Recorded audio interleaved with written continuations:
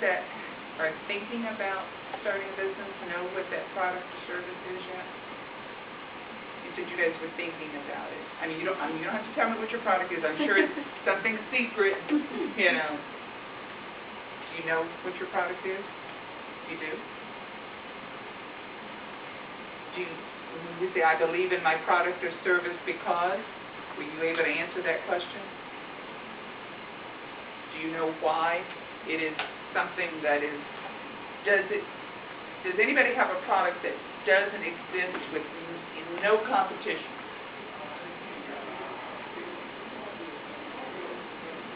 You have a product that has no competition? Me. Okay. Yours doesn't? I would say it wouldn't. Well, and there's no secret, but technically I'm trying to get into law school and eventually open up a law firm in the next 5 years, so I wouldn't necessarily say that was a product or what it is. What's a service?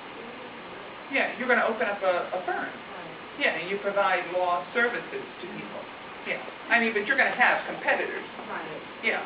I mean, there's lawyers, but like I said, you're just thinking about if you know, about to go to law school, what is going to be your specialty? Are you going to specialize in sports? You know what I'm saying? Being an agent for somebody, that kind of law, you know, whatever. So we can talk about those bad attitude athletes. I don't know what's wrong with me. And yours, sir? I mean, you don't have to tell us if it's a secret. It's a secret. If I tell you that, I have to kill you, and I don't want to do that. And that's a lot of people in here, so I don't want to. I know. If you turn around and I'm behind you trying to figure it out, you know, just ignore it. You know, I'm not stalking you. Okay. But most products have some type of competition. Okay. Even if it's something totally new, there's probably some space that you're obviously filling a need. And you got to look at it and say, well, how was that need supported before? You know, just like the microwave. The microwave provided, and I know for you young guys, it's almost like, what do you mean, an invention? You know, microwave's been here all my life. What are you talking about? It's an invention.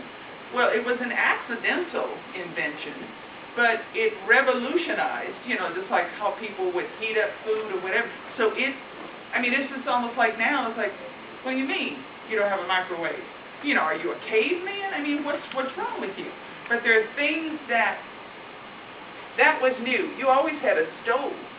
So in essence, if you want to cook food, you can cook it on the stove. If you want to heat up food, you can do it on the stove. So here's the microwave stepping in saying, but you can do it faster, you can do this, you can do that. So that's why I'm saying there's always, usually a product or a service has already, something that's happening now, and what are you going to do to distinguish yourself, you know, from that need? You're going to make it cheaper? Most of the time right now, you cannot be cheaper than a lot of these big stores. You can't compete by being cheap. I have an optometrist that I went into her office and I work with her. She knows that she can't compete with Walmart. Walmart blew her away on price. So what does she compete on? What do you think she competes on? Service. Very good. Customer service. Why did she bring me in? She said she wanted to heighten her customer service. And she wanted to be anybody heard of Nordstrom? Yeah. Nordstrom's, when she said that, I said, okay, how does that manifest itself with you? You know, so she said, it means customer service. Nordstrom's, if you want to read something about customer service, they have their own, there's a handbook. I went to the library.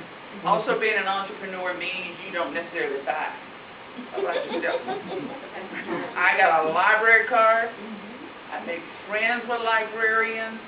I got friends like Jackie. Talked into buying that tripod.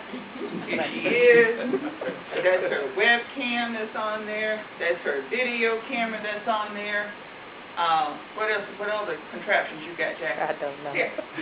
I have no shame. When you were an entrepreneur, did I tell you about MacGyver? You do what it takes. She and I are friends. She came from Dallas. When we got to talking, I said, you know, I have a friend of mine at BDPA. Met him. He's friends with his wife.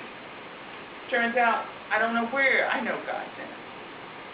Because I was not really friends with this guy. This is, you know, I was friends with his wife. I don't know where he came from. All of a sudden, he's telling me when I stepped out that he wanted to do a website for me. And I'm like, what?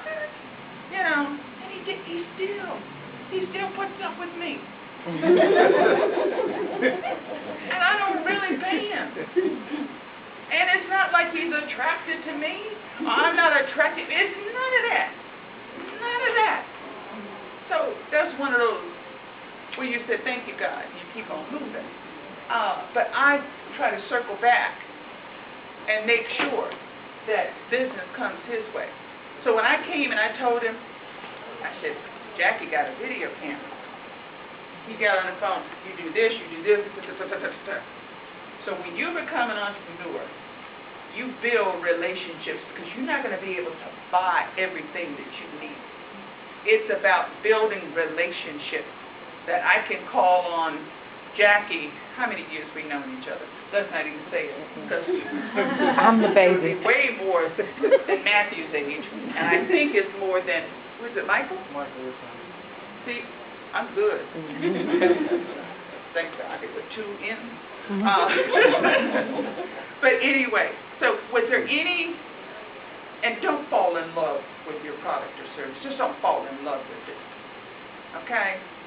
Because you know it's hard to see.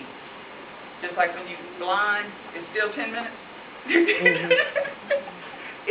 You get blind by love. So try to take it to somebody and talk to somebody that will tell you the truth. Don't be like those people that go on American Idol. I'm serious. How did those people get there and they singing like that? Somebody needed to tell them. I mean, I can carry a tune, but I don't need to be on American Idol. And if you see me on there, call me. And tell me to get off the stage. So that's why I'm trying to tell you about this. Your product or service, don't fall in love with it. Let somebody call your baby ugly. That's what you say. You don't created a baby. How you gonna call somebody's baby ugly? But if it's ugly, it's ugly. So let them tell you the truth.